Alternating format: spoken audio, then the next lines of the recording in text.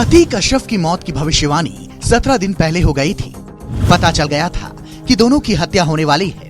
अशरफ के 3 लिफाफों में कैद है हत्या की वो तारीख। लिफाफा खुलेगा, पूरा उत्तर प्रदेश हिलेगा।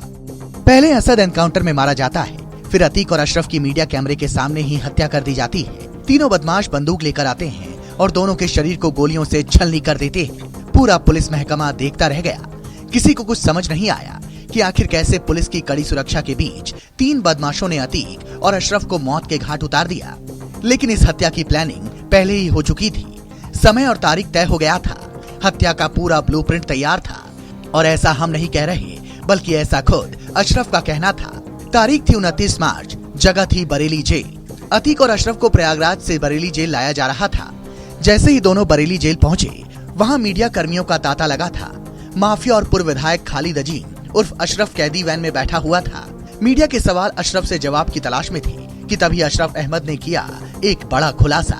अशरफ ने कहा कि उसकी जान को खतरा है। उसे और अतीक को 2 हफ्तों के अंदर मौत के घाट उतारने का प्लान है। अशरफ ने आरोप लगाया था कि उसे ये धमकी किसी बड़े अधिकारी ने दी है, लेकिन अशरफ ने उस अधिकारी के नाम का खुलासा नहीं किया।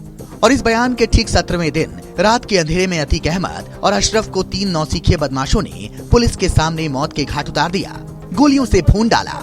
और यही बयान अब मीडिया से लेकर पूरे सोशल मीडिया पर सनसनी फैला रही है। अपने आखिरी बयान में अशरफ ने अपनी और अतीक की मौत का और किसी सीनियर अधिकारी पर हत्या करवाने के शक के साथ साथ एक और बड़ा राज दुनिया के सामने छोड़ गया।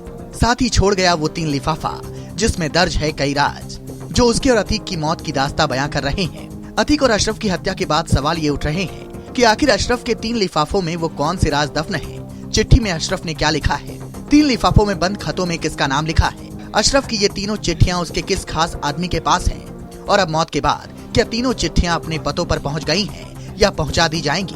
अशरफ ने अपनी और अतीक अहमद की मौत और 3 लिफाफों का जिक्र अपने वकील से भी किया था, लेकिन उनके वकील को भी नहीं पता कि उन लिफाफों में क्या है और वो किसके पास है। अतीक और अशरफ को मौत का डर इस कदर था कि जब भी वे मीडिया का कैमरा देखते, तुरंत अपनी और अपने बच्चों की जिंदगी की रहम की भीख मांगने लगते। हालात ये थे कि अतीक ने यह भी कह दिया था कि मीडिया को देखकर उसे सुकून मिलता है और मीडिया की वजह से ही उसकी जान बची हुई है।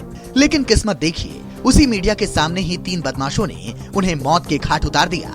उधर अतीक और अशरफ की मौत के बाद जेल में बंद अतीक के दोनों नाबालिग बेटे सदमे में हैं। दोनों का रो रो कर बुरा हाल है। ना वो खाना खा रहे हैं, ना ही ठीक से सो रहे हैं। उधर अतीक की बीवी शाइस्ता अभी भी पुलिस के गिरफ्त से बाहर है। कहाँ है कोई नहीं जानता। जिस अतीक को दहशत का दूसरा नाम माना जाता था, जिस अतीक के सामने बड़े बड़े नेता सिर झुकाते थे, माफियागिरी का मुखिया जिसे कहा जाता था, कौन जानता था कि 3 नौसिखिए शूटर्स उसका काम तमाम कुछ यूं कर देंगे। आखिर कौन है वो 3 शूटर्स? चलिए आपको बताते हैं। लवलेश तिवारी बांदा से, सन्नी सिंह हमीरपुर से और अरुण मौर्य कासगंज से। लेकिन तीनों का सेंटर पॉइंट था प्रयागराज।